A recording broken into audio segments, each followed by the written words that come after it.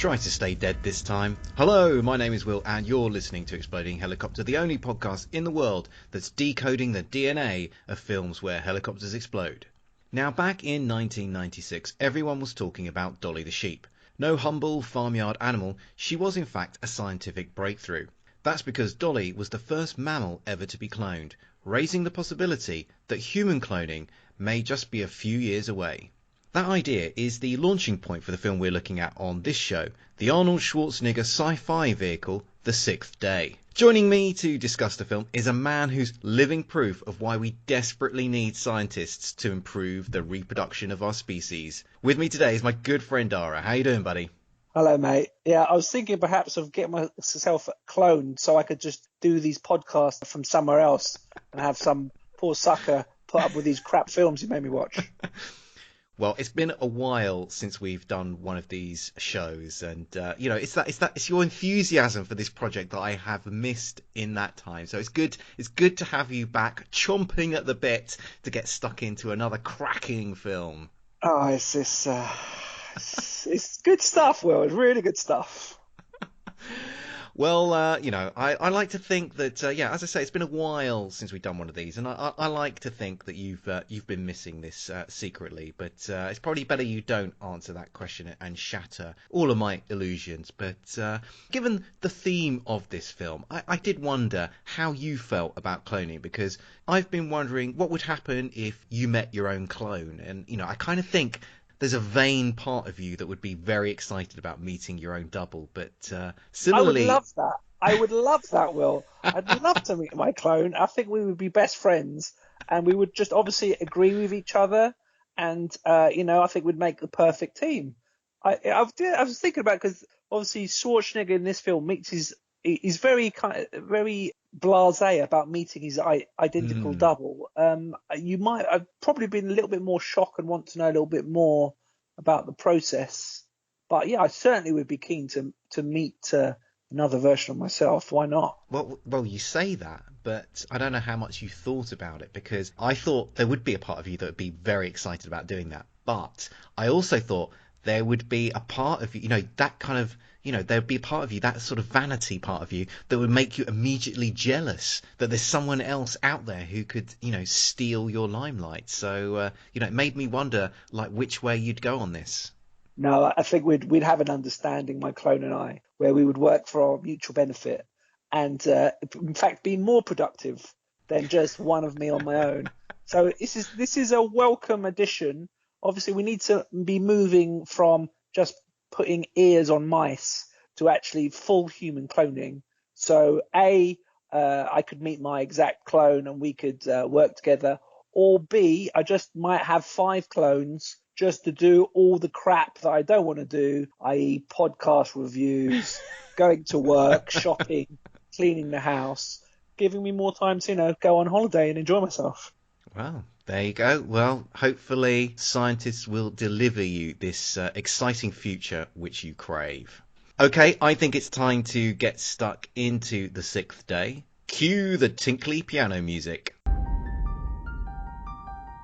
There's been a sixth-day violation. How much does Gibson know? Who are you people? Open your eyes. Your family could get killed in the process. We won't have to lose our best people. We will finally be able to conquer death. Your family is not really your family. They're his. A human was cloned. That human was you.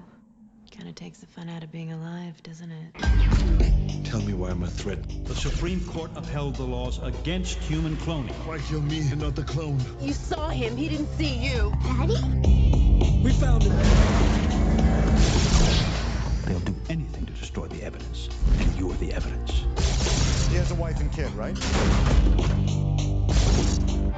What are you gonna do? Take my life back.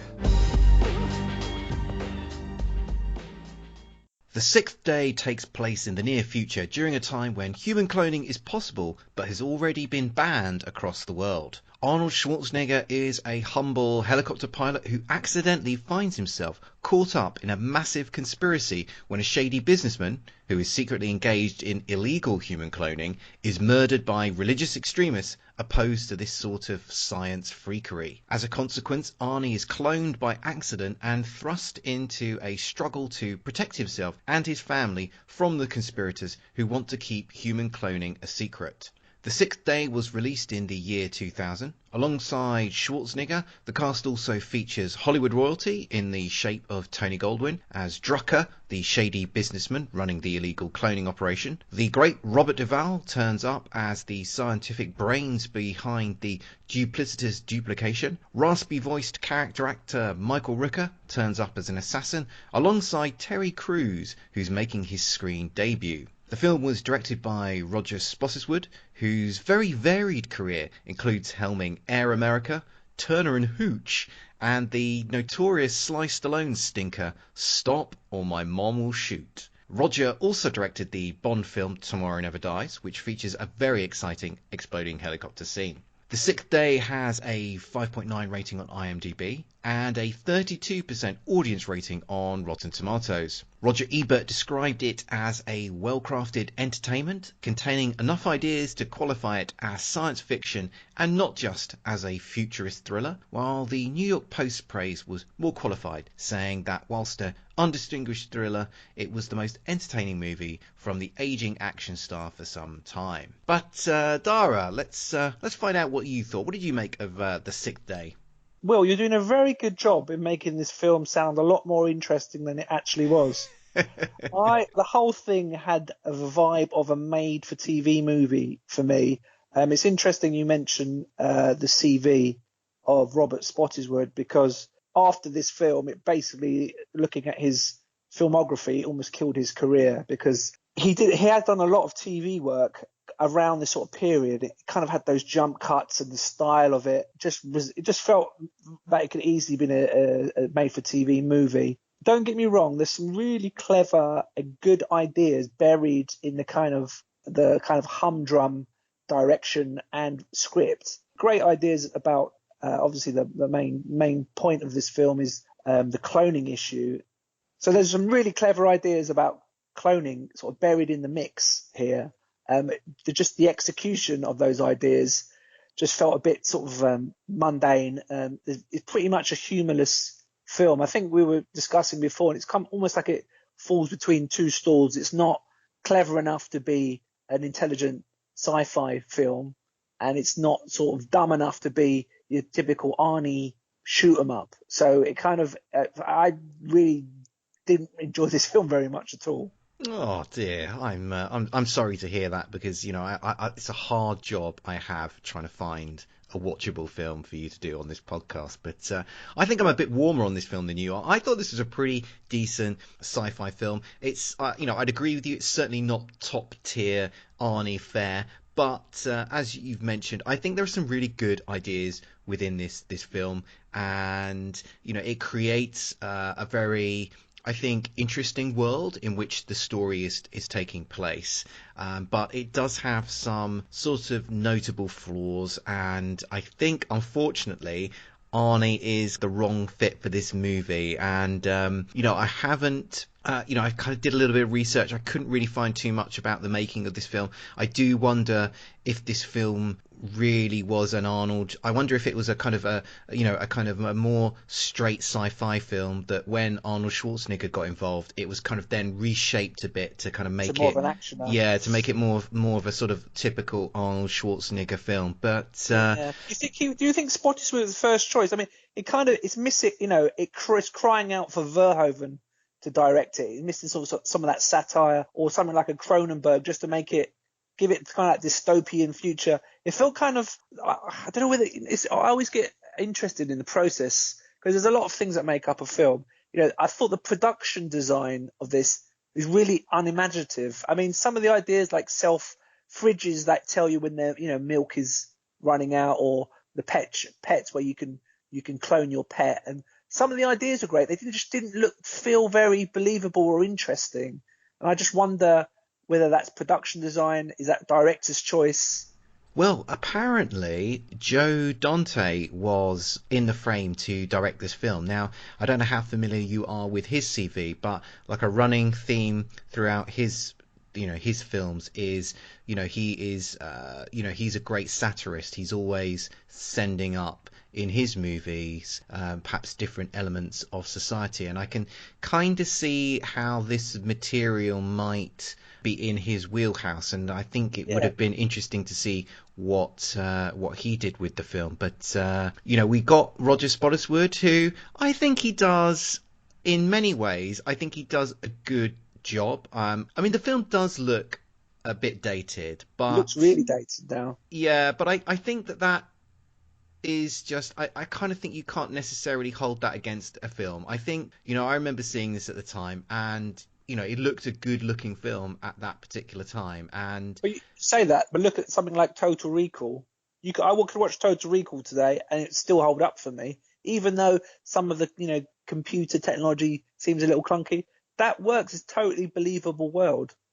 It's hard to put your finger on sometimes. These science fiction films, they live or die by your believing in this dystopian future.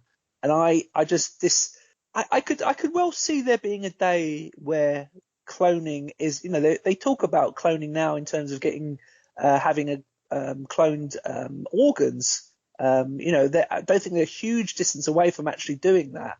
Whether you actually have a whole human 100% clones, there's obviously going to be that moral argument from governments to actually do that, and fraud and all those sort of things that are involved in that. But so the ideas are plausible. I just thought the delivery wasn't. Well, let's dig into the ideas in this film, because I guess you could look at this film and think it's just a typical wham bam Arnie sci-fi action movie. But as we've already alluded to, this fact that this film does have quite a lot of ideas that it explores, and it creates, I think, a very interesting world or interesting society where human cloning is possible. And how well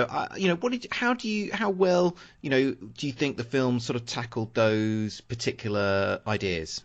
Well, I think they mentioned that I think in the preamble how, because of some problems with the cloning process, how it wasn't safe, they decided that not to clone humans, and it was banned. But they still, he explained how because of the increased population, they had to clone fish for food. So they ended up doing that and saving the human race.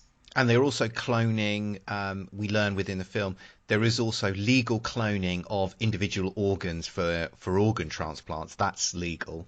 And I missed that bit. Okay. That's good. So that is within the film. The Robert Duvall is running this scientific project to do that work, and that is seen by these extremists as a front for ultimately getting human cloning made legal. So there's a very interesting, the people who kind of created the script, have thought through, okay, if we've got cloning that it's possible but it's banned, how would business start trying to reshape the landscape to be able to exploit those possibilities? And also within this world you see that the fact that whilst human cloning is banned, the cloning of animals isn't banned, and so there's a kind of a little subplot within the film about the fact that people's pets can, if they die, can be cloned again. So I think all of those details, I think, were really interesting in kind of,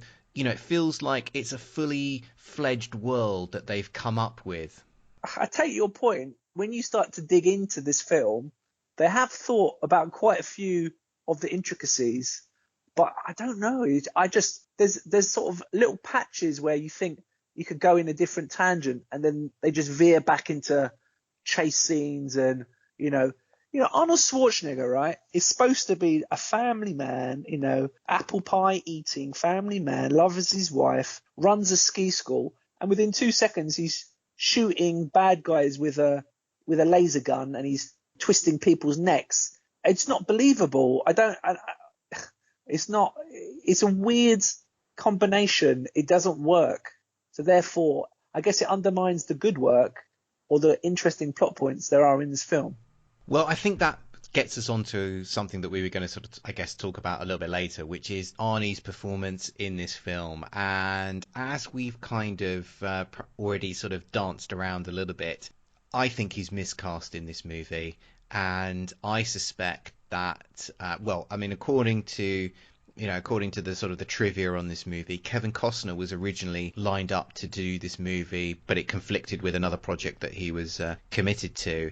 And I suspect that then Arnold Schwarzenegger comes on board, and then I think that what may have been something that was more of a type, more of a kind of like hard sci-fi type of film, which more cerebral, played out as a straight thriller, which had the time and space to go into the moral quandaries, the kind of grey areas that, and explore the world in which this film it takes place.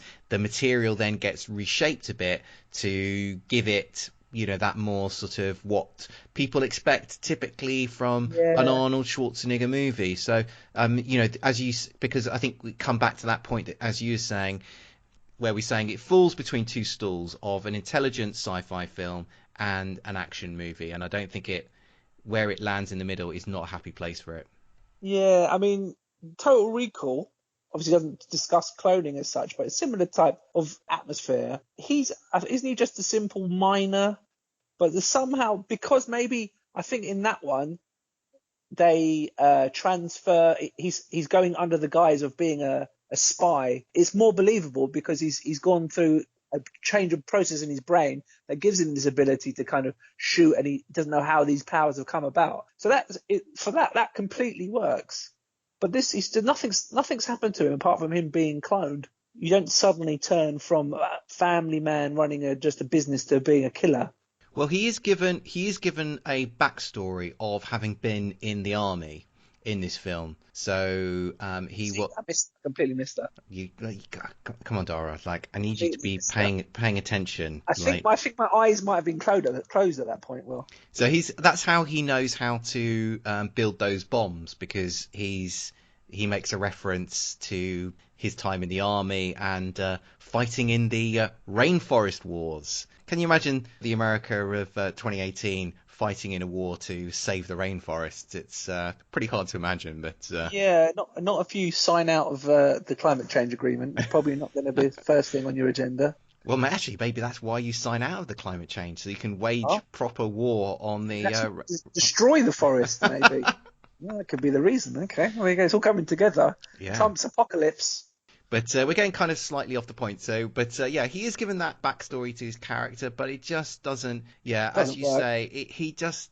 You need to know the actor that you're working with. There's it's horrendous scene where Arnie meets his clone for the first time, and Arnie, I love him, but bless him, he can't really act, and he cannot sell that scene at all. The kind of the shock. It's meant to be a kind of dramatic shock scene where he meets his clone, he meets his double, and Arnie just can't, for the life of him, convey. He's just not a dramatic actor. No, he's not. He's not got that kind of nuance. He's great. Great. I love Schwarzenegger films, but they are. He's best when he's kind of in a particular environment, and he's working within his range. And there are some scenes in this film which take him way out of his comfort zone, and it's very obvious that he is out of his depth at particular moments in this movie. I don't want to go off at another tangent. I've just had a thought. This film was made in 2000? Has Arnie made a decent film since 2000? Well, this isn't a decent film, but has Arnie made a decent film in the last 18 years? I don't think I can't. He's obviously had his time out to go into politics, and he hasn't done much. The Terminator reboots weren't very good at all, even though that's really his environment. I think his days in film. There's often talk about him coming back, and obviously, anytime he still puts bums on seats because he's Arnold Schwarzenegger. But I can't imagine him making a good film anymore. I think it depends what you want from Arnold Schwarzenegger, and I think it depends on how forgiving. For someone like yourself, Dara, I don't think there's anything in the last 18 years that he's made that you would consider a decent film. For other movie fans, I think there are definitely films that he's made in the last like 20 years that are very watchable. I don't I think don't he's want to put you on the spot, Will. Can you name one? well. I would say I really enjoyed Collateral Damage, and it's not a great movie. I wouldn't put it in top tier Arnold Schwarzenegger, but I really enjoyed that movie. So, Watchable. and even something like, I've forgotten what it's called. It's called something like it's like the last hero or something like A that. Last Action Hero. No. It's got Louis Guzman and Johnny Knoxville in, and The Last Stand. That's it, The Last Stand. I haven't seen Um, I really enjoyed that movie. Again, not top tier Arnold Schwarzenegger, but I think in terms of the latter period of his career, that's a film that knows how to use Arnold Right. Schwarzenegger in a successful way. So you get some good action, you get some sort of some good comedic beats within that movie. I think that was that was a good latter part. I think if you were to watch that film, I think you would hate it. But that's because you're this sort of born again Sood who No. only likes subtitled Iranian movies. Listen, mate, I'll give time for decent action films when I see them. And I do see some good things. I watch quite a lot of Netflix stuff these days. So, for instance, we're going off a mega tangent here. I watched Don't Breathe yesterday. Yep, I don't know if you're familiar with that. It's I've a sort seen of it. very good, very taut, doesn't need, I think it's not mega clever. It's a genre film, but excellent, really kept you on the edge of your seat. And that didn't have subtitles. That was no great premise. Doesn't need to have that. I'm willing to, I don't think I'm someone who's sort of starstruck by actors. I won't go and see a film because so-and-so is in it. The film's either good or it's not good. So you can have Schwarzenegger in it, or you can have an unknown, and it doesn't matter to me. Well, fair enough. Well, as we're talking about actors, why don't we talk about some of the other actors in this movie? So, also in the cast, as sort of mentioned at the top of the show, we've got people like Robert Duvall and Michael Rooker. We've also got Terry Crews in there as well. What did you make of the rest of the cast in this movie? Well, I've always got time for Robert Duvall. He is an actor's actor. He's very versatile. I think he's the nearest thing you've got to the heart of the good of this story. Is Robert Duvall is kind of a conflicted. He's the sort of genius behind everything, but there's a conflict in there. He doesn't really agree with a lot of the things that the clinic is doing and the advances that are being made, and the way that his science is being used. Yeah, exactly, and abused for profit. And no spoilers, but he tries to escape, and they drag him back in. So I liked his little, I wouldn't say cameo, but it's a small part of the film. Michael Rooker, that people might know from Walking Dead. You might know him from other things, but I know him specifically from Walking Dead, and he's always good when I see him. He's a character actor, and he's always menacing. I like him as a kind of bad guy henchman. Michael Rapaport, I don't really. Was he trying to be the funny buddy in this? I didn't enjoy his performance. I did notice, and I wasn't sure. This is this is all about tangents, this podcast. He directed a really interesting documentary on the Tribe Called Quest. He's obviously a big hip hop fan. Really? Yeah, it Beats, Rhymes and Life. It's on Netflix. I watched it the other day. What's it called again? It's called Beats, Rhymes and Life, about the Tribe Called Quest. Wow. And I noticed it was Michael Rapaport, and I thought, it can't be that Michael Rapaport. And then looking into this film, it is the same one? He directed it. He directed it and interviewed a lot of there's lots of big, they interviewed pretty much who's who of the rap community about the influence of Tribe Called Quest. So I would recommend that. I would not recommend his performance in this film. He isn't particularly great in this movie. I would agree with that. He is there as the kind of the comedy sidekick, and there's kind of interesting scene which again goes back, I think, to the fact that this film does create a fully formed world. So we see him in his home, and he's using this sort of device that basically simulates having a wife or a girlfriend, sexy girlfriend. It's quite good, having a sexy girlfriend, and it is, they're talking about actually sort of working on that type of technology now. So I think that's. Have you put an advanced order in for this technology, Will? I'm following developments very eagerly. Very closely. Let's just put it that way, Dara. But I do agree with you. Like, Robert Duvall is, he's always good. I mean, I don't think I've ever seen a bad Robert Duvall movie. No, you do kind of like wonder, what is he doing in this? Because his section of the film, it feels like, it almost feels like another movie. Because, as you say, he plays this morally conflicted character who has created this science.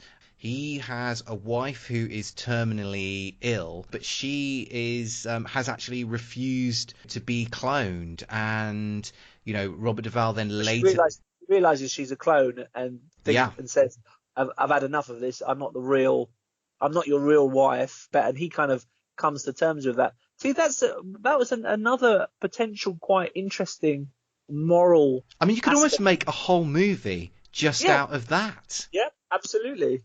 And they burn through it in the space of 2 minutes. Yeah, exactly. And on to the next sort of car chase, or, as I say, such a shame.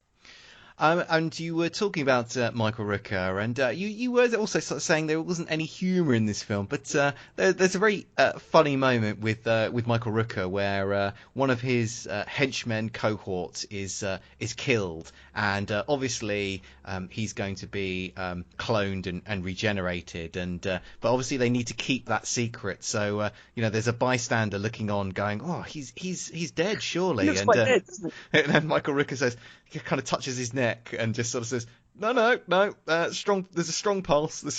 He'll be back up on his feet very soon. And, it's like a bit of Monty Python there, but there wasn't a lot of that in this film. Is very brief moment. I don't think none of the comedies sort of delivered with any conviction.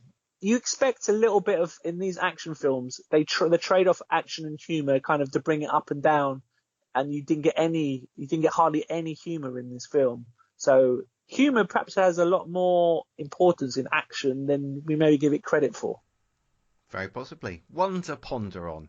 And one to ponder on as we go into our break. And when we come back, we're going to be looking at the exploding helicopter action. Alright guys, so we need to record our top 3 reasons why you should listen to French Toast Sunday podcast. Number 3 should definitely be our diverse opinions. Number 2 should probably be our top 3 lists that we do every week. No, it's gotta be Mark Wahlberg. What about Gwyneth Paltrow's head? It's gotta be Fighting the Sadness in the Swamp of Sadness. Full Frontal. Stories about being lost at sea. Brendan Fraser being underground. Helen Mirren's boobs. Baltimore accents as heard in The Wire. Wunderklaus. Crepes. Character studies. Wait, guys. What about movies? Tree rape. Tree rape? Yeah, I like tree rape. Tune in every Friday for a new episode of French Toast Sunday podcast, brought to you by us at FrenchToastSunday.com. We're back, and now we're looking at the exploding helicopter action. This occurs midway through the film. As we mentioned, Arnie plays a helicopter pilot in the film. So after Michael Rooker and his goons take the Governator's family hostage, he arranges to pick them up in a chopper in exchange for the incriminating information he's stolen. Rooker, though, intends to eliminate all the loose ends in the conspiracy, so when the futuristic helicopter comes into land, Rooker shoots it down using a laser weapon. The chopper explodes, crashes to the ground where it explodes again. Unfortunately for Rooker, Arnie isn't aboard, as he suspected a double cross and was flying the chopper by remote control. Dara, what did you make of the exploding helicopter action? In the film that lacked quite a lot of imagination, it would be out of place to have something so interesting as a revolutionary way to blow up a helicopter, and it's fairly standard fare here. Explosion looks quite real in this one, doesn't look too CGI. I think they use some sort of carcass or something. The whole thing with the remote control on his arm is they set that up right at the beginning, and I was thinking, why does a ski instructor need to remote pilot a second helicopter? How much money are these guys earning to come up with this technology? Obviously, we realise that it was needed for the film sort of payoff where Mm. Schwarzenegger pretends that he's in a helicopter and he's just remotely flying it. Didn't do anything for me. This wasn't really nothing. There's nothing interesting to say. I'm desperate to kind of think of something really kind of humdrum. You need to think of something, Dara. I mean, you're a guest on this podcast. I can't do this on my own. You have done today, Will, to be honest. It wasn't nothing interesting for me. Well, I think it's interesting in the sense that we get to see a futuristic helicopter being blown up, and we get to see a couple of explosions. When it's in the sky, it's hit by the laser weapon and explodes whilst it's still in flight. Then it crashes to the ground where it explodes again. So that's all pretty decent, exciting fare. I'm always happy to see that. I do think, though, the director does have a problem, though, because he needs the henchman, he needs Michael Rooker to be able to look inside the helicopter and see that Arnold Schwarzenegger wasn't actually on board. So the helicopter kind of has these two what look like quite impressive explosions, but then suddenly Michael Rooker is able to sort of open the door of the helicopter and look inside, what is actually still a quite intact chopper, and see that Arnie isn't on board. So that's a bit of a contradiction. But what did you make of the the futuristic helicopter? Because the helicopter we see in this movie, its rotor blades can actually become fixed as if they are the wings of a airplane, and it can then turn on these jets which propel it forward. So essentially it turns from a helicopter into a jet plane. What did you think about that? That was quite good. Yeah, quite interesting. As I say, this sort of technology, I'm not sure your local ski instructor would have one of these. Maybe in the future, skiing is very expensive because there's global no warming. snow due to global warming. So only billionaires can ski, and therefore prices go up. So yeah, I think by this point of the film, I've just developed a very bad attitude and disliked everything. So maybe I'm seeing it with kind of like what's the opposite of rose-tinted glasses? Tinted glasses. Can I say? I've said it twice now. Good. I have to beat those. Don't say it again, please. I won't say again. Okay. But regardless of what you think of the quality of this movie or the quality of this exploding helicopter, this is another exploding helicopter film on the CV of Arnold Schwarzenegger. And do you know how many films that he's now starred in which feature an exploding helicopter? 13. It's less than that. Oh, that was a pure guess. I don't know, Will. How many? He's now starred in 8 movies with exploding helicopters. Is he top of the leaderboard? He is actually top of the leaderboard. So I obviously haven't watched every film ever made yet. I'm working on it. So there may be somebody else out there who has been in more films with an exploding helicopter. But currently, Arnie is top of the pile. Well, yeah, as the kind of undisputed king of action, I think that's probably where he deserves to be. And we probably should also give a little nod to the director, Roger Spottiswoode. He's previously exploded a helicopter in Tomorrow Never Dies. And also, controversially, he also exploded a helicopter, or did he, in the movie Air America. I remember us discussing this, and it was a very hot topic, because that's a much better film. That's actually a decent film with a helicopter that kind of explodes, so we decided to include it into our very select category of reviews. So he likes a helicopter. That's good for him, and that's we commend him for that. And probably best that his career has just petered out into TV films now. Sorry, Roger, if you're listening. Okay, I think it's time to wrap up this discussion of the 6th day. Dara, thank you for returning once again to the Exploding Helicopter podcast. No problem, Will. Sorry I was a bit moody today. Sorry, viewers, but, some of these, it takes a toll on a man's spirit. They're listeners, Dara. I don't know how many times you've made that mistake. They're listeners. You don't watch a podcast. They're not viewers. I'm still stuck in the 80s. Which was really a better time for everybody. As always, don't forget to check out the Exploding Helicopter website, where we've got over 200 reviews of films where helicopters explode, plus a cornucopia of information about chopper fireballs. Do me a favour. When do we get paid, Will? When do we get paid for these 200 reviews? I When's don't my know. check? We urgently need to monetize this product. Send your money to. Well, you said it to Will, because let's face it, he does all the hard work. Damn right I do. But send me your money, and do me a favour, spread the word about what we do. We'll be back soon, but until then, keep watching the skies for those exploding helicopters.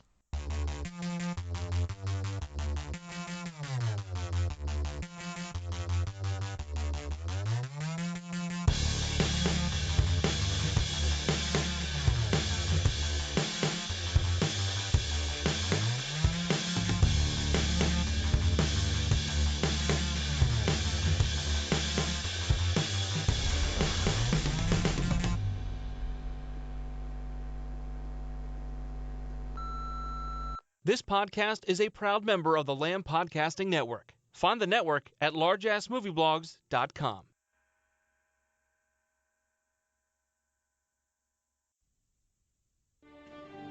They're playmates, companions, best friends.